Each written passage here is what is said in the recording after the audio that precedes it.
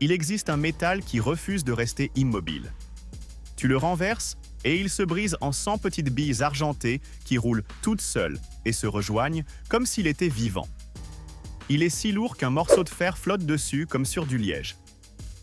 C'est le mercure, le seul métal liquide à température ambiante. Et presque personne ne sait d'où il vient. Il n'y a pas de rivière de mercure là-dessous qui attendent que quelqu'un les ramasse. La vérité est beaucoup plus étrange. Il naît du feu et d'une pierre rouge comme le sang. Cette pierre s'appelle le cinabre, et c'est le minéral qui renferme presque tout le mercure du monde. Et voici ce qui est déconcertant. Elle est d'un rouge intense, rouge carmin, rouge comme une goutte de sang séchée sur la roche. Quiconque regarderait ce cristal ardent ne devinerait jamais qu'un liquide argenté se cache à l'intérieur. C'est le premier secret du mercure, un métal froid et argenté qui naît d'une pierre qui brûle en rouge. Et chimiquement, la clé réside dans le fait qu'à l'intérieur du cinabre, chaque atome de mercure est main dans la main avec un atome de soufre. Ils sont fusionnés, unis. Ainsi, tout l'art de fabriquer du mercure, depuis l'Antiquité jusqu'aux usines d'aujourd'hui, se résume à une seule chose: trouver le moyen de séparer ces deux mains. Et comment fait-on cela? L'histoire commence à l'intérieur d'une montagne. Le cinabre se forme dans les profondeurs, où la chaleur de l'activité volcanique pousse vers le haut des solutions minérales qui, en refroidissant près de la surface, se solidifient pour former des veines de pierre rouge. Pour les atteindre, les mineurs doivent forer et faire sauter la roche à l'aide d'explosifs, arrachant des blocs au mur de tunnel d'une noirceur absolue. Ces blocs remontent à la surface et commencent un voyage, celui de devenir de plus en plus petits. D'abord, un concasseur les brise en morceaux, puis une série de moulins les broie de plus en plus finement, jusqu'à ce que cette fière pierre rouge soit réduite en une poudre aussi fine que du sable. Et c'est alors qu'arrive le moment le plus magique de tout le processus, celui qui tient plus de la sorcellerie que de l'industrie. Cette poudre de cinabre est placée dans un four et chauffée. Et à mesure que la température monte, il se produit une chose étonnante. Le soufre piégé dans la pierre commence à réagir avec l'oxygène de l'air et, tout simplement, s'échappe, transformé en un gaz qui s'envole. Le soufre lâche la main. Et pour la première fois après des millions d'années enfermés dans la roche, les atomes de mercure sont libres et s'élèvent, transformés en une vapeur invisible. Cette étape s'appelle le grillage. Cela semble simple, mais arrête-toi pour y penser une seconde. Nous venons de prendre une pierre solide et nous l'avons transformée en fumée. Un métal qui s'évapore dans l'air. C'est difficile à accepter.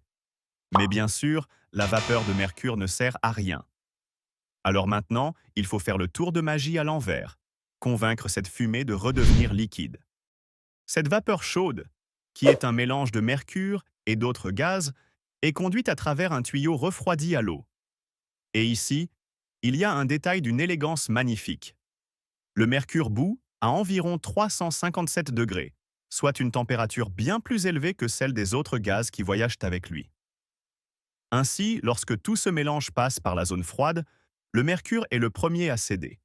Il se condense avant les autres, formant des gouttelettes argentées qui glissent sur les parois du tube, tandis que le reste des gaz poursuit son chemin et s'échappe. Imagine la scène. Des gouttes d'argent apparaissant de nulle part sur un tuyau froid, se rejoignant, grandissant, jusqu'à devenir un filet qui goûte. Le mercure vient de naître pour la deuxième fois, sorti cette fois d'un nuage de fumée. Et celui qui sort directement du four est déjà pur à 99,9%. Pour les usages les plus exigeants, on le distille encore quelques fois, mais pour l'essentiel, c'est fait. Et maintenant, voici le détail qui laisse tout le monde bouche bée. Ce processus, chauffer la pierre et condenser la vapeur, n'a pratiquement pas changé depuis plus de 2300 ans. Le philosophe grec Aristote décrivait déjà presque cette même méthode, chauffer du cinabre pour en extraire le mercure, vers l'an 350 avant Jésus-Christ. Arrête-toi un instant pour réaliser. Le téléphone que tu as dans ta poche est plus puissant que les ordinateurs qui ont envoyé des humains sur la Lune. Et pourtant, la façon dont nous fabriquons le mercure reste la même que celle qu'utilisait un Grec avant même que l'Empire romain n'existe. Il y a des secrets si simples que 2000 ans ne parviennent pas à les améliorer. Et la chose remonte à encore plus loin. On a trouvé du mercure dans des tombes égyptiennes datant de 3500 ans, à l'époque où les pyramides étaient encore relativement récentes. Mais pourquoi l'humanité a-t-elle été si obsédée par ce liquide? Là, l'histoire devient troublante.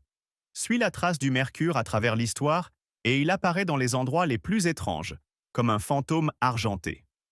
En Espagne, sous un village appelé Almaden, se trouve la plus grande mine de mercure que l'humanité ait jamais connue. Pendant environ 2000 ans, ce seul bout de terre a produit près d'un tiers de tout le mercure de la planète.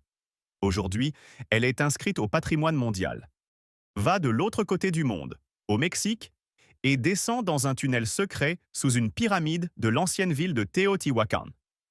Là, en 2015, des archéologues ont trouvé des flaques de mercure liquide vieilles de plus de 1600 ans. Ces peuples, qui n'ont jamais eu de contact ni avec Aristote, ni avec les Égyptiens, avaient découvert par eux-mêmes comment griller le cinabre pour en extraire le mercure. Et à quoi l'utilisaient-ils? À peindre les rivières de l'inframonde, le monde des morts. Pour eux, ce métal miroir était l'image même de la mort. Et au même moment, en Chine, le premier empereur fut enterré, selon les textes anciens, dans une tombe avec des rivières artificielles de mercure coulant à l'intérieur. Aujourd'hui, la terre autour de cette tombe, qui n'a toujours pas été fouillée, présente encore des niveaux extrêmement élevés de mercure, exactement comme le racontaient les textes. Ils croyaient que c'était l'élixir d'immortalité, ce qui ferait vivre l'empereur pour toujours. Et cette obsession ne sortait pas de nulle part. Reviens à la pierre rouge du début. Si tu broies le cinabre, tu obtiens un pigment d'un rouge spectaculaire, le vermillon, l'un des rouges les plus précieux de l'histoire de l'art, celui-là même que les Chinois ont transformé en leur fameux rouge de Chine. La même pierre donne, d'un côté, le rouge de la vie et du pouvoir, et de l'autre, le métal liquide de la mort et de l'immortalité. Difficile de trouver dans la nature quelque chose de si contradictoire et de si séduisant à la fois. Mais toute belle histoire a un revers, et celui du mercure est plus sombre qu'il n'y paraît. Ce liquide si séduisant est toxique. Et là, il faut être juste, car on exagère beaucoup. La goutte de mercure liquide que tu tiens dans ta main n'est pas aussi dangereuse que beaucoup l'imaginent. Ce qui est vraiment redoutable, c'est la vapeur de mercure, cette fumée invisible qui s'élève quand on le chauffe, et ses composés lorsqu'il pénètre dans le corps.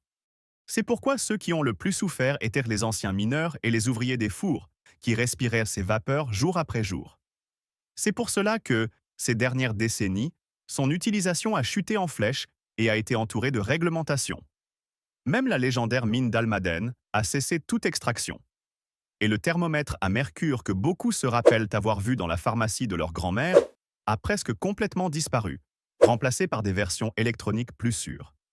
Le mercure n'a pas totalement disparu, mais il est désormais manipulé avec beaucoup plus de précautions, et on le recycle au lieu de l'extraire sans cesse de la Terre.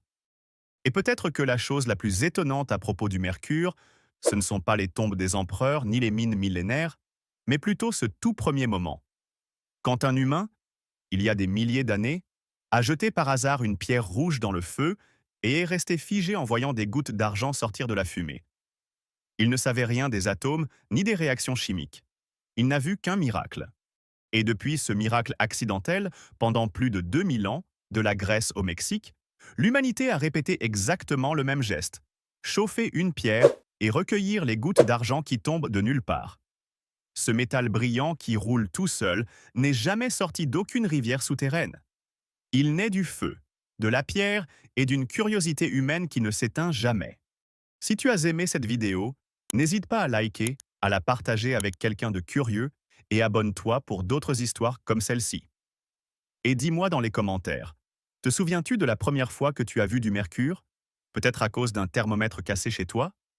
On se retrouve dans la prochaine vidéo.